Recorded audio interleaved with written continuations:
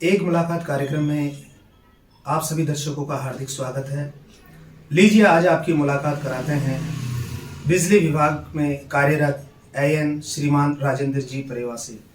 परेवा जी, हमारे स्टूडियो में आपका हार्दिक स्वागत है। हमारे news channel news DC press Brijesh Jaipur में आपका हार्दिक स्वागत है। कार्यक्रम की शुरुआत हम परिचय से करते हैं, तो सबसे पहले आप अपना हमारे दर्शकों को परिचय दीजिए।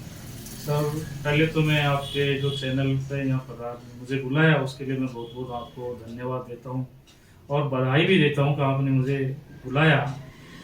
तो सबसे पहले मेरा जो परिचय के लिए मेरा नाम खुद का नाम राजेंद्र कुमार परेवा है और मैं जयपुर विद्युत वितरण निगम लिमिटेड जयपुर डिस्को में सहायक अभियंता के पद पर कार्यरत हूँ और मेरा वर्तमान जो प्लेस है पोस्टिंग का वो जमवारामगढ़ तहसील के अंदर है, जो जिला जयपुर के अंतर्गत आता है। परेवा जी, दर्शकों को ये भी बताइए कि आप कहाँ के रहने वाले हैं, आपके माता पिता का नाम भी हमारे दर्शकों को बताइए और साथ ही साथ ये भी बताइए कि किस प्रकार से आपने पढ़ाई करी, कहाँ तक आपने पढ़ाई करी और पढ़ाई के दौरान आपका क्या लक्ष्य रहा। ये सब चीज़ें हमारे दर्शकों को बताइए, जिससे मेरा जो ये कार्यक्रम है एक मुलाकात कार्यक्रम के दौरान मैं ये चाहता हूँ कि मैं जिन लोगों से मिला हूँ उनसे कुछ प्रेरणा लोगों को मिले, पढ़ने वाले बच्चों को प्रेरणा मिले। इसके अलावा और भी जो लोग हैं आपसे आपकी बात जानकर प्रभावित हो और प्रभावित होने के साथ साथ जो आपकी अच्छाइयाँ हैं उन्हें लोग अपने जीवन में उतारे, यही मेरा उद्देश्य है ये एक मुलाकात कार्यक्रम का। तो अब शुरुआत कीजिए आप अपने माता पिता के परिचय से। सर, मेरे पिताजी का नाम श्री सुरजन लाल जी परेवा है। मेरी माताजी का नाम श्रीमती जसूजा देवी परेवा है। मैं बताना चाहूँगा सर मेरे बारे में कि मैं एक छोटे से गांव, एक डिगारिया भीम गांव है जो तहसील बसवा दौसा जिला के अंतर्गत आता है। बहुत एक छोटा गांव था और उस टाइम जब हम एजुकेशन पढ़ते थे हम तो वहाँ गाँव में कोई डाइट की व्यवस्था नहीं थी, कुछ भी नहीं हुआ करता था। तो हमको जब आपने चैनल के माध्यम से जब पुराने जो हमारी हिस्ट्री के बारे में याद दिला दिया तो हमको पूरी एकदम याद हो जाती है। हमें पता है कि हम लोग क्या करते थे कि रात को बहुत जल्दी सो जाते थे क्योंकि गाँव में लाइट होती ही नहीं थी। आज भी गांव की हालत ये है कि वहाँ प्रॉपर जैसे लाइटें नहीं है। तो आज आप कल्पना करो 25-30 साल पहले क्या पोजीशन रही होगी। तो उस टाइम लाइट नहीं होती थी तो हम लोग क्या करते थे, शाम को 7 बजे सो जाते थे और सुबह जैसे 4 बजे जगते, 3 बजे जगते थे। और जो एक लालटेन होती थी गाँव के अंदर, लैंप होता था, उसको एक टेबल पे रख के लैंप को, लालटेन को रख के हम जल्दी खड़े होके उसको पढ़ते थे। और सुबह सुबह जैसे धूप निकलती थी, सूर्य नारायण भगवान के दर्शन हो जाते तो धूप में आराम से बैठ जाते थे। और स्कूल जनरली हम 10 बजे जाते, 10 बजे का स्कूल हुआ करता था सर्दियों में। तो हम सुबह सुबह धूप में आके 7 से 10 बजे तक या 9:30 बजे तक हम आराम से पढ़ लेते थे। और मेरा डेली का ये सिद्धांत था सर, अब मैं उस टाइम 10th क्लास में भी था, 10th क्लास मैंने 92 में पास किया था। तब मेरा एक ही लक्ष्य था भाई मुझे 5 घंटे पढ़ाई करनी है। और गाँव में से बिलोंग करते थे तो गाँव में नहीं तो कोई टीचर्स हुआ करते थे पूरे। और आज के जमाने में तो एक ट्यूशन फैसिलिटी है, गाँव में पहले कोई ट्यूशन होता ही नहीं था और टीचर ही अवेलेबल नहीं थे तो ट्यूशन नाम की तो कोई चीज ही नहीं थी। तो बड़ी मुश्किल वो सीरीज लेके आते थे और संजीव सीरीज क्या आती थी, विशाल वाली क्या क्या आती थी उस टाइम, उनको ले लाके हम खुद ही पढ़ाई करते थे। या कोई अपने गांव में कोई हमसे पढ़ा लिखा जिसने 10वीं पास कर ली या 12वीं पास कर ली तो उससे सलाह मशवरा करते, भाई हमें बता दे। तो बड़ा एक टिपिकल समय हुआ करता था। गाँव में मिलते भी नहीं थे हमको, समझाने वाले भी नहीं मिलते थे, परंतु खुद की मेहनत और लगन से। और ये लगन और मेहनत भी देखो मैं बताऊं आपको मेरे कहाँ से पैदा हुई। मैं 5वीं तक तो एवरेज स्टूडेंट हुआ करता था। फिर जैसे ही मैं 6ठी क्लास में आया तो मेरे पढ़ने का ऐसा लगा कि जो मेरा पड़ोसी था वो बहुत ज्यादा नंबर लेके आता था, पढ़ता ही रहता। तो मुझे भी लगा कि यार क्यों नहीं अपन को पढ़ना चाहिए। और जैसे हमारे 6ठी क्लास के अंदर फर्स्ट टेस्ट में मेरे सबसे अच्छे मार्क्स आए थे, सारी क्लास में टॉपर रहे। तो मेरे उस दिन भगवान की ऐसी क्या आई कि मैंने हमेशा ये था जो भी एग्जाम होगी उसमें मेरे सबसे अच्छे नंबर आएंगे। और मैं ऐसे बढ़ता गया और मैं 6 क्लास 7वीं 8वीं 9वीं 10वीं ऐसे पढ़ा। तो 10 तक मेरे पूरे गांव में मैंने टॉप किया। इवन देन 10वीं के अंदर तो मैंने तहसील में टॉप किया था, बसवा तहसील में। तो उस टाइम में मुझे 94 के अंदर मुझे एक वहाँ सोनलाल डॉक्टर साहब का हॉस्पिटल है बांदीपुर के अंदर, वहाँ मुझे सम्मानित भी किया था और मुझे प्रशस्ति पत्र एक मोमेंटो भी दिया हुआ था अगर आपने पूरी तहसील के अंदर टॉप किया। फिर मैं 10वीं के बाद में 11वीं और 12वीं पढ़ने, उस टाइम जूनियर सीनियर हुआ करते थे। तो मैं 10वीं रामगढ़ जोशी स्कूल में आया। तो रामगढ़ जोशी स्कूल में भी आके लगा कि यार अपन ने तो गांव से थे, यहाँ तो बहुत बहुत विद्वान और धुरंधर बैठे हुए हैं, तो अपन को और भी ताकत लगानी है पढ़ाई के लिए। तो ये देखो कि मैं जैसे दोस्त आया और लोगों का लगा कि यार अपने घर वाले बेचारे, मेरे पेरेंट्स थे, मजदूरी करते थे, पशुपालन का धंधा करते थे, उसको लगा कि यार ये बेचारे पेरेंट्स हैं जो मतलब इतना मेहनत मजदूरी करके अपन को पढ़ा रहे हैं और पैसा भी नहीं होता। तो इन लोगों ने बेचारों ने क्या किया, पेरेंट्स ने किसी से कर्ज का उधार लेके भी अपन को पैसा लगाया। और दूसरी सही बात तो ये थी, मुझे तो ये भी एहसास नहीं होता था मेरे पिताजी ने मुझे कहाँ से लाके पैसा दिया।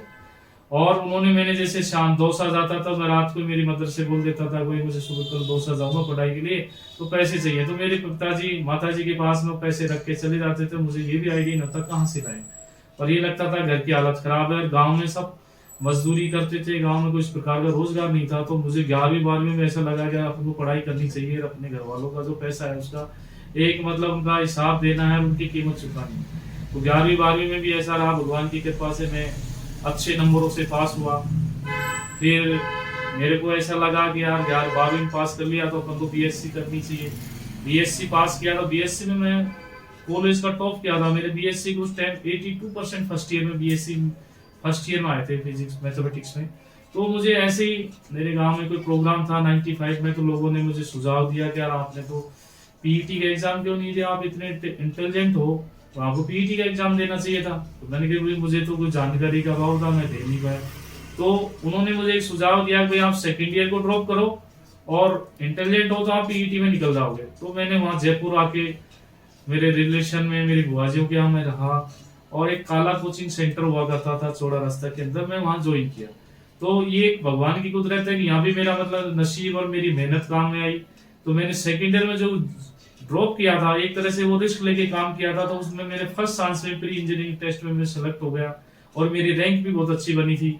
मेरा सपना ये था कि भाई मुझे इलेक्ट्रिकल ब्रांच मिले, तो मुझे इलेक्ट्रिकल ब्रांच, वो भी माता पिता के आशीर्वाद से या भगवान के आशीर्वाद से मुझे इलेक्ट्रिकल ब्रांच कोटा मिल गई।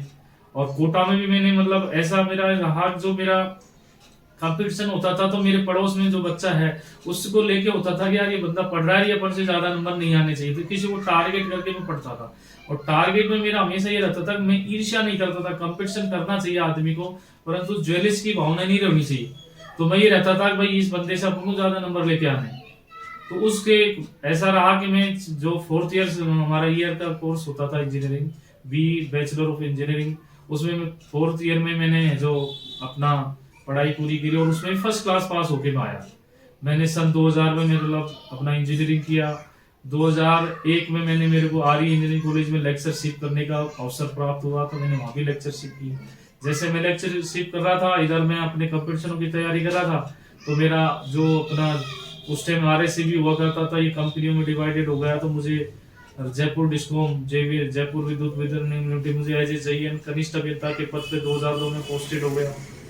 वहां से मैं पोस्टेड हो गया तो मुझे ये मान के चलो मेरा तीसरी चौथी बार 4 जगह सिलेक्शन हो गया था। उस टाइम में पढ़ाई कर रहा था तो मेरा 4 जगह सिलेक्शन हो गया। फिर मुझे 2008 में फिर मैंने वापस एग्जाम दिया, 2008 में फिर मेरे को जयपुर डिस्कॉम मिल गया।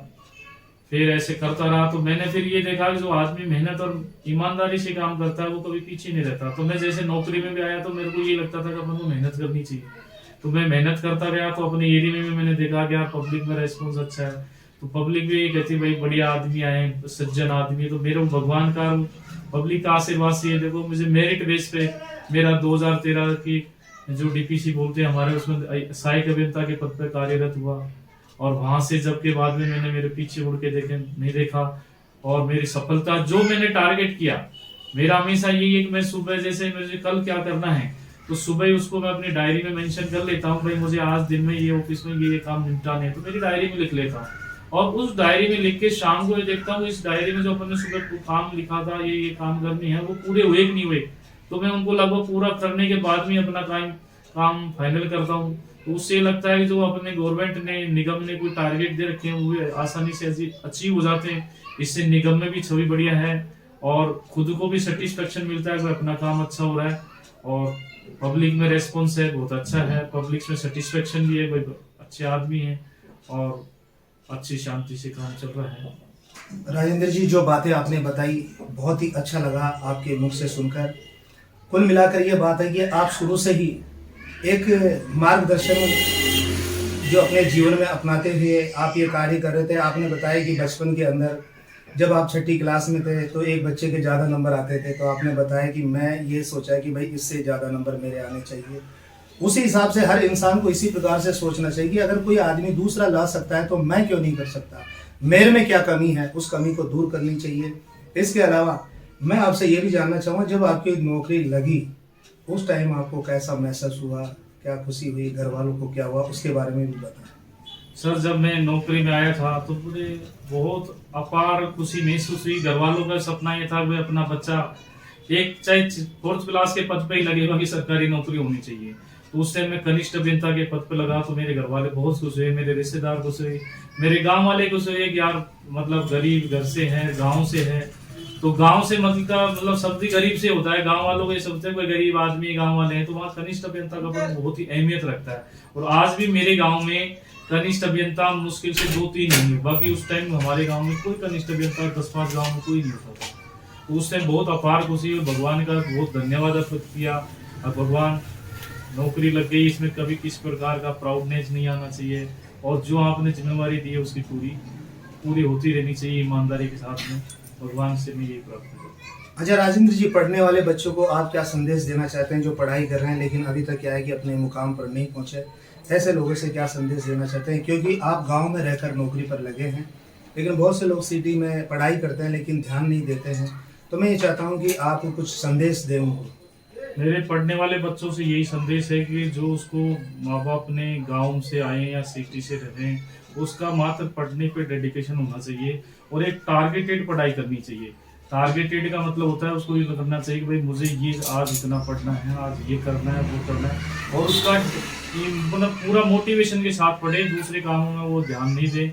और ये एक लाइफ है, लाइफ में भी क्या होता है सर, एक जो पढ़ाई की भी एक उम्र होती है, अगर आपने उस पीरियड को, ग्रेस पीरियड को खत्म करके दूसरी चीजों में लग गए तो आपके पास दोबारा पछताने के अलावा कोई काम नहीं रहेगा। आपको खुद को लगेगा कि यार अपन होते उस टाइम पढ़ लेते तो आज अपनी जिंदगी एक अलग ही मुकाम पे होती, क्योंकि पढ़ाई का भी दौर होता है। बाद में आप अगर कितने भी कोशिश कर लो, आप उसमें बाद रिवर्स नहीं आ सकते अपनी।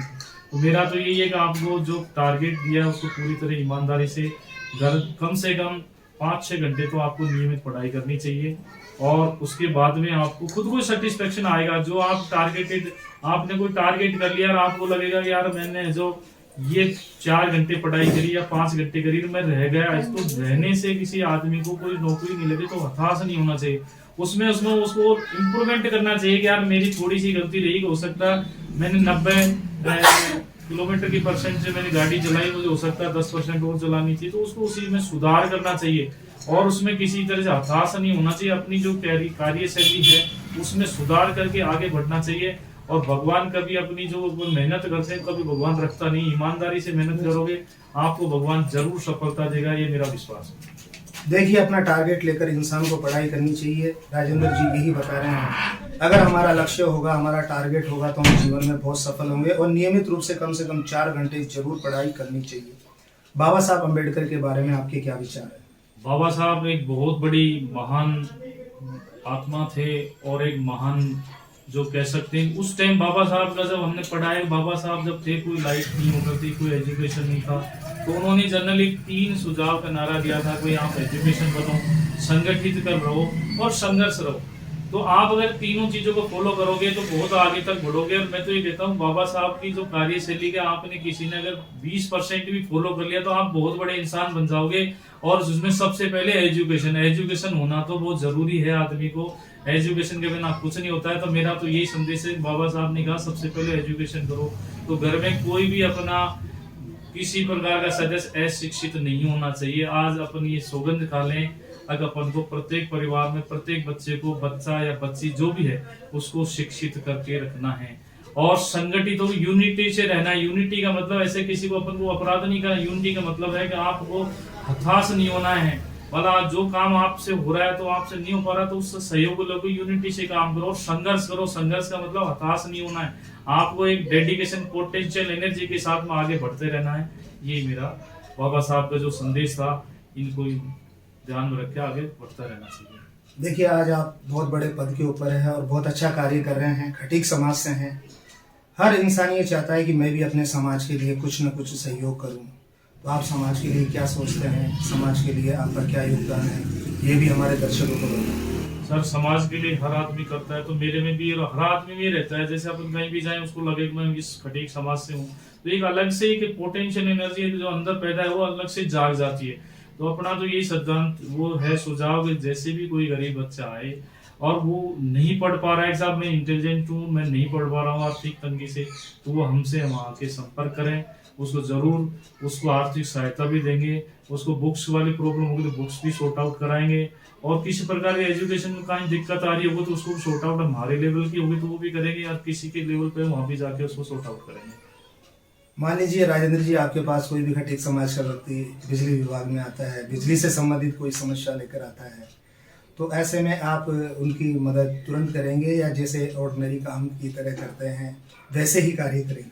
सर मेरा जनरली जो अनुभव है, मैंने देखा है कि मेरे समाज का जैसे कोई आता है, वो एप्लीकेशन लिखता है, वो बिजली का बिल देता है, तो उस मुझे लगता है कि मेरे समाज का है। वो बंदा चाहे भले ही मुझे नहीं जानता हो, पर मैं जैसे उसको देख लेता हूँ ये मेरे समाज का है, तो उसको एहसास भी नहीं होने देता हूँ भाई मैं तुम्हारे समाज का हूँ और तुम्हारे लिए काम कर रहा हूँ। उसका वैसे ही काम करके रोज उसको खुशी महसूस होती है, तो फिर बाद में कहता हूँ बाबा बैठो, आप पानी पियो, बैठ के बैठो, तुम्हारा काम हो गया है और मैं भी तुम्हारे समाज से बिलोंग करता हूँ। तुम्हारे यहाँ कोई प्रॉब्लम आया, तुम्हारे परिवार में कौन कौन सदस्य रहते हैं, कितने बच्चे हैं, कितने बेटी हैं, तो मेरा उनसे उनका एड्रेस पूछने का मतलब ये होता है भाई सबको एजुकेशन करें, किसी को अनपढ़ नहीं रखें, और कोई समस्या आ रही तो उसको शेयर करें, खुले मन से शेयर करें तो उसमें मदद भी करें। और बाकी तो उनका यही है कि जो भी निराकरण होता है जो तुरंत प्रभाव से करके उसको रिलीफ देने की कोशिश करते हैं। देखिए बहुत अच्छी बात बताई है इन्होंने कि मैं बिना अपना परिचय दिए हुए सबसे पहले सरलता से ये तो जान जाते हैं कि ये मेरे समाज के व्यक्ति, उसका कार्य कर देते हैं। जब कार्य पूरा हो जाता है उसके बाद में ये बताते हैं कि मैं भी आपके समाज का ही आदमी हूँ। तो ये एक बहुत अच्छी आदत है। कई लोग होते हैं जो बताना नहीं चाहते कि मैं भी आपका समाज का आदमी, ये बहुत गलत बात है। जब भी कोई समाज का आदमी आए तो हमें जरूर उसको रेस्पेक्ट देना चाहिए, भले ही कितना जरूरी काम क्यों ना हो, हमें उसको उसके काम करना चाहिए, उससे बातचीत भी करनी चाहिए। यही ये बता रहे हैं कि मैं बिना कहे काम कर देता हूँ, मुझे पता लग जाता है कि ये मेरे समाज का व्यक्ति है, और ये बाद में बताते हैं। लेकिन कुछ लोग प्राउड में रहते हैं, घमंड में रहते हैं। घमंड नहीं करना चाहिए, क्योंकि हम समाज में हम पैदा हुए हैं, समाज के प्रति हमारा लगाव होना चाहिए। समाज हमें बहुत कुछ सिखाता है, समाज में हम रहते हैं, समाज में जीते हैं, समाज में ही मरते हैं, इसलिए समाज का आदर हमेशा करना चाहिए। राजेंद्र जी, मैं आपकी इस बात से बहुत प्रभावित हुआ हूँ और मुझे बहुत अच्छा लगा है। कार्यक्रम हमारा समाप्ति की ओर जा रहा है, ऐसे में आप हमारे चैनल के लिए क्या कहना चाहते हैं वो भी हमारे दर्शकों को बताएं। जो ये कार्य मैं कर रहा हूँ, समाज के लोगों को एक मुलाकात कार्यक्रम के दौरान मैं लोगों को परिचय कराता हूँ, समाज के लोगों का भी कराता हूँ। इसके अलावा अन्य जो समाज के लोग हैं उनका भी मैं परिचय कराता हूँ, ताकि लोग इस चर्चा से प्रभावित हो और जीवन में कुछ अच्छी बातें अपनाएं। सर आपके चैनल के माध्यम से मैं तो बहुत खुश हूँ। आप जैसे इस प्रकार एक जो स्टूडियो होता है, एक जो चैनल होता है, उसके माध्यम से आवाज सब तक जाती है। तो आपके चैनल के माध्यम से मैं कहना चाहूँगा, आज अलग अलग जगह के अनुभव आपने शेयर करके समाज में आपने डिस्ट्रीब्यूट कर दिया, व्हाट्सएप के माध्यम से, फेसबुक के माध्यम से, तो ये भी बहुत बड़ा संदेश है। अगर एक जो आदमी काम करता है, मुझे लगता है कि मेरे समाज का आदमी IAS बन गया, IPS बन गया, तो कहीं न कहीं जाके 5-10% बच्चे तो इस प्रकार वो लगेंगे, उनकी बातों से प्रभावित होंगे कि यार मेरे में भी वो कमी नहीं है, मैं भी वो कर सकता हूँ जो मेरे पूर्वजों ने किया है। उनकी भी हालत देखो बहुत खराब थी किसी टाइम, तो आज वो IAS कलेक्टर बने हुए हैं, तो उनके अंदर कहीं नहीं पोटेंशियल आती है। अपन 5 से 10% या 2% आदमी भी उसमें फॉलो कर लेंगे, तो अपन आपके चैनल के माध्यम से उनका उद्धार हो जाएगा, खटीक समाज का उद्धार हो जाएगा। मैं यही आपसे अपेक्षा करता हूँ। ठीक है, बहुत बहुत धन्यवाद। जो राजेंद्र जी ने बातें बताई हमें जीवन में जरूर अपनानी चाहिए, और इन्हीं की तरह हमें भी जीवन में कोई भी कार्य हो लगन और मेहनत से करना चाहिए। मैं इनके उज्जवल भविष्य के लिए इनको शुभकामना देता हूँ, और साथ ही साथ मैं भविष्य में ये आगे और तरक्की करे, ऐसी भी इनको शुभ भावना के साथ मैं इनको विदाई देता हूँ। और जीवन में ये इसी तरीके से आगे तरक्की करते रहें और समाज की सेवा करते रहें। इन सभी शुभकामनाओं के साथ मैं पत्रकार ब्रजेश कुमार नावरिया, दिल्ली क्राइम न्यूज़, जयपुर से।